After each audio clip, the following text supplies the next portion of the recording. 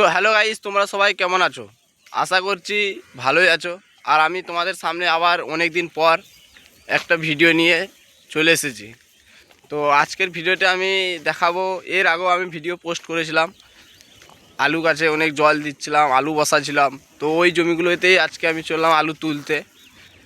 আর আলুর এই বছর যা অবস্থা, মাঠ থেকে মনে হচ্ছে না যে আলুটা আমি তুলে বাড়ি নিয়ে আসবো। তাও কি করবো বলো, তুলতে তো হবেই। তো চলো ভিডিওটা এখন শুরু করছি।